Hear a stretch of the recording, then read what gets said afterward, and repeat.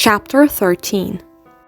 Catherine allowed her favorite hedgehog to sit on her shoulder, so long as it stayed calm, and agreed not to poke her neck with its quills. Beside her, a flamingo stood with one stick leg tucked up into its feathers. It had horrible shrimp breath, and Kath kept trying to sidestep slowly away. The king, Margaret Merle, and Jack were all taking their turns simultaneously, making for a crowded court. Jess's hedgehog had rolled off ground some time ago, and Kath had lost sight of him over one of the rolling hills. Margaret's flamingo had the bone structure of a noodle, and she wouldn't stop screaming and shaking the limp thing, so her progress had so far been painfully slow. Jack seemed only interested in trying to croquet everyone else's hedgehogs off course. The king had started out the game well enough. His hedgehog was indeed fond of him, but his flamingo had since turned unpredictable. Catherine watched as he swung at his hedgehog for the third time in a row, and again his flamingo curled up its long neck at the last moment and missed the hedgehog entirely. The king let out an annoyed huff and shook his flamingo by its scrawny legs.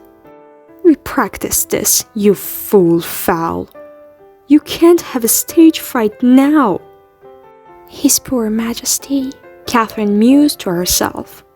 The flamingo beside her rolled its beak a couple of times and drawled, "Oh, like your pink dress." Kath shutted a withering smile and tugged at her cotton eyelet dress, the same pale pink as the bird's feathers. Flamingos were such stupid creatures. Finally, on the fourth swing, the king smacked his hedgehog on the rump, and it went flying over the croquet court, scraping just by the foot of the six of clubs without rolling beneath his arched back. Balling his fists, the king stomped unhappily on the grass. "Useless thing." Kath, still on the sidelines, thought this boded well for her strategy. One of the guards had fallen asleep while in a backbend, and she suspected he would make for an easy target if she got to him before he collapsed. She turned her head and winked at her hedgehog. "Shall we?" "Conspiring with the game pieces, I see," Jess said, startling her. She turned to see him leaning against the garden statue with his own flamingo draped over one shoulder. "I'm not sure that's allowed, Lady Pinkerton." She smoothed down her skirt. The paper-wrapped macarons crinkled in her pocket. "Are you a sore loser, Mr. Joker?" He cocked his head. "Am I losing, Lady Pinkerton?" Shrugging, Kath scanned the lawn. "I'm not sure you're even still playing. Where has your hedgehog gotten off to?" "Over there." He pointed his flamingo toward the corner of the court, where Margaret was attempting to croquet his hedgehog with hers, to rather no avail. Her screams floated toward them. "You bloody bird! Can't you aim straight for once?" She swung, and the flamingo's beak glanced off the hedgehog, sending it a fair few inches to the side of Jess. "Maybe you are winning," Catherine mused. "I see that not every game piece is in play. Won't you be joining us?" "I'm waiting for the court to open up. I'd like to have a clear shot." Catherine scratched her hedgehog on its soft, tufted chin. "Then I shall leave you to your plotting." She was a little disappointed as Jess meandered back onto the court. Margaret had made it to the next hoop, leaving Jess's hedgehog with a straight pathway. He wasted no time, just shook out the flamingo, lined up the hedgehog with the hoops, swirled the bird in one pinwheel, and thunked the hedgehog with precision, sending it beneath two of the arched clubs. He had a noticeable swagger as he returned to Catherine's side a moment later, leaving his hedgehog where it had landed. "Nice shot," she said. "I confess, I am not the type of gentleman to blithely let a lady win." She laughed, the sound so sharp it startled her hedgehog, and one of its tins poked her beneath her ear. She ducked her head away. "A memory regarding corset laces had me questioning whether you're a gentleman at all, Mr. Joker." He pressed a hand to his chest, feigning a wound. "At least, if I am to be a rake, I'll be an honest one. Whereas you, Lady Pinkerton, haven't been entirely forthright." "What do you mean?" "You had me convinced that you really had no idea the king was in love with you." She flushed and stepped closer so she could lower her voice. "He is not in love with me." He lifted an eyebrow. "I may look like a fool, but I assure you I'm not." "He may wish to marry me or think he does, but that is not the same thing as being in love." His frown shifted.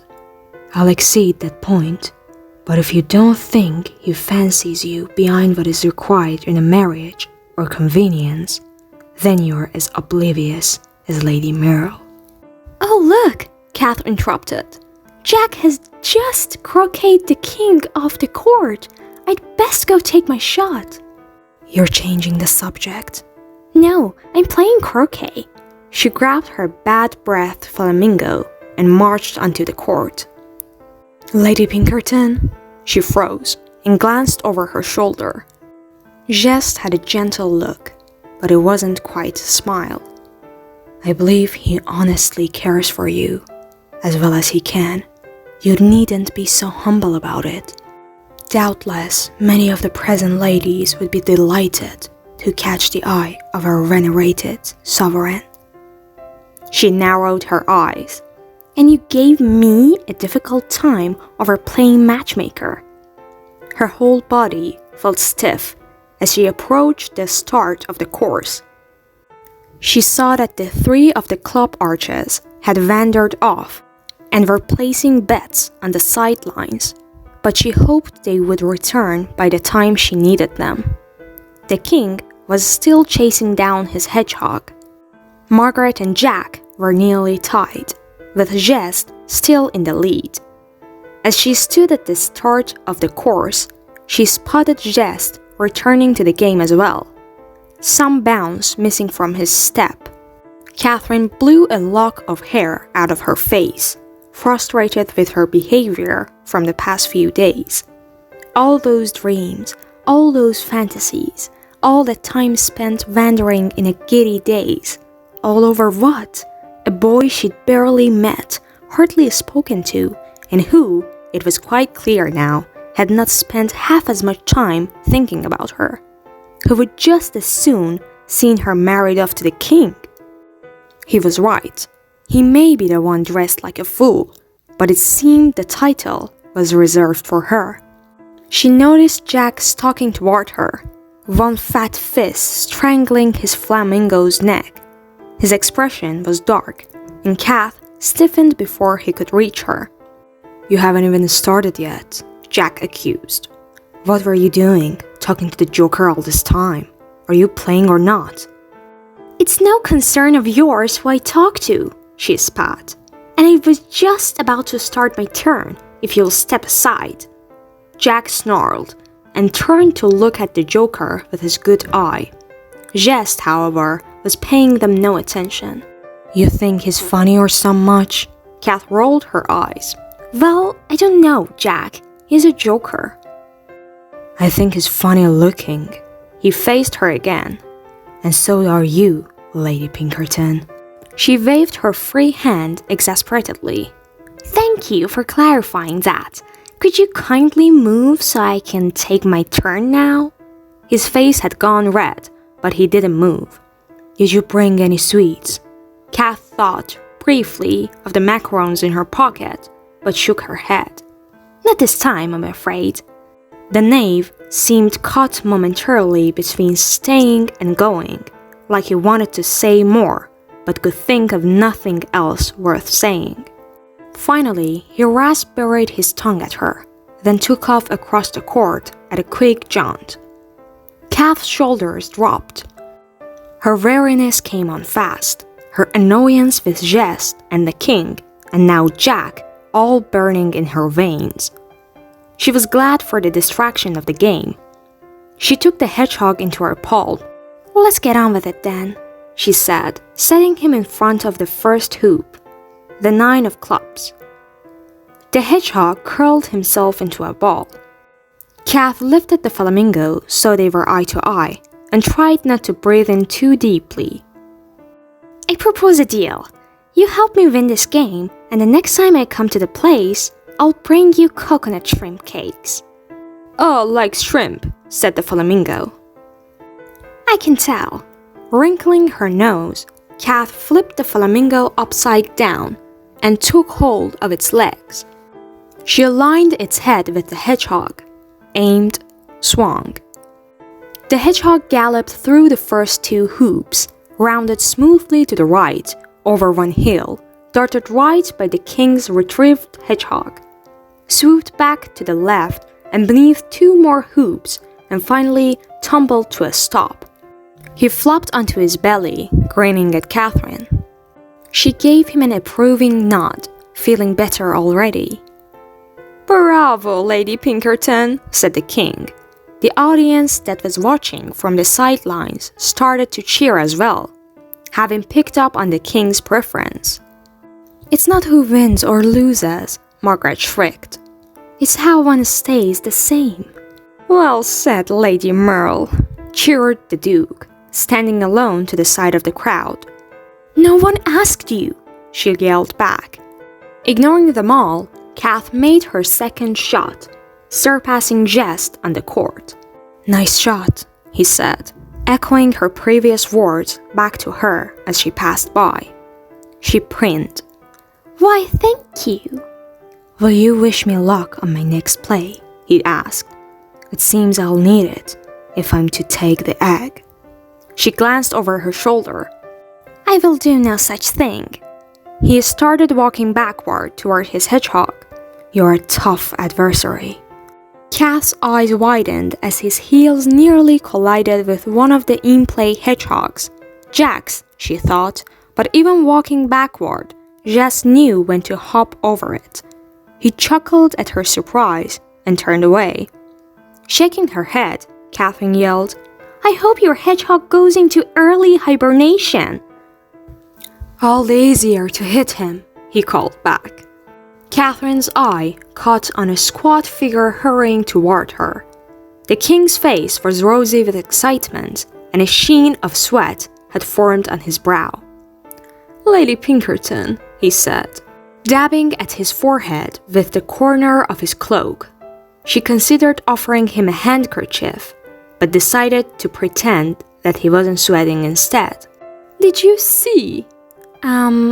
My hedgehog went shoo right through 3 hoops." His hand gestures mimicked the roll and bounce of his last shot. "It was glorious, didn't you think so?" Kath resisted the urge to pat him on the head and offer him a biscuit for a job well done. "You were splendid, Your Majesty." Beaming, the king turned to watch Jess take his shot. Kath glared at Jess's hedgehog, willing it to go off course. "What were you and Jess talking about, anyhow?" asked the king. "Oh, you, Your Majesty, and your phenomenal croquet." There was a kathunk as Jess sent his hedgehog rolling toward wide open grass. At least, it was wide open until all 3 of the absent clubs raced over and threw themselves into arches just in time for the hedgehog to roll beneath them. "Skills," Kath finished, glowering. The king sighed, looking equally deflated. "Well, it does seem that I'm outmatched." After 3 continuous swings, Jest had gotten his hedgehog nearly to the end of the course. One more half-decent play would hand him the win, for sure. He drifted leisurely toward his hedgehog, swinging the flamingo back and forth like a pendulum. "Well done, Jest," called the king. "Thank you muchly, Your Majesty." Clenching her teeth, Kath hauled her flamingo toward her own hedgehog, a bolt of stubborn determination burning through her limbs. Never had she considered herself a competitive person, but this was different. This felt oddly personal. After just one meeting, the Joker had infiltrated her dreams and overtaken her every waking thought. She'd even worked him into her bakery fantasy, though she would never admit that to anyone, especially now that she knew Jess would just as soon see her married to the king. He was naught but a flirtatious lose, and she'd fallen deeper with every rakish smile. What a fine joke she must have made for his amusement. How dare he? She took up her place beside her hedgehog and surveyed the course. The hedgehog and flamingo both watched her waiting as she looked from the arched cards, a few of which had fallen flat in exhaustion while they waited, to the rover hoop, the final goal. To all the opposing hedgehogs scattered haphazardly around the course, their players chasing after them or screaming at their uncooperative flamingos, to Jess strolling across the grass. She narrowed her eyes and widened her stance, lowering the flamingo's head to the ground. The hedgehog rolled up. "If you fail me," she whispered to the flamingo, "I will wrap your neck around a tree trunk and tie it in a pretty pink bough and leave you there until one of the gardeners finds you." The flamingo cautiously curled its neck to look at her from upside down. "Oh, like pretty pink boughs." She gave an annoyed shake, and it straightened out again. She pulled the flamingo back, pinned her eye to the hedgehog, and swung hard. It was a picture-perfect croquet knocking into Jess's hedgehog moments before he swung for it. Startled, Jess leaped back, and his hedgehog rolled right beneath his feet and bounded and bounced, widely off course. He blinked up, meeting Kath's gaze across the lawn. She grinned at him, pleased at Jess's flabbergasted expression, and gave her flamingo a twirl. She'd all but handed the win to the king. "Well, dash it all," she said, feigning innocence. Pleased, she strolled off the court and stuck her flamingo's feet into the soft dirt before heading toward the tables. With that excellent play, she felt she'd earned some cake and a nice cup of tea.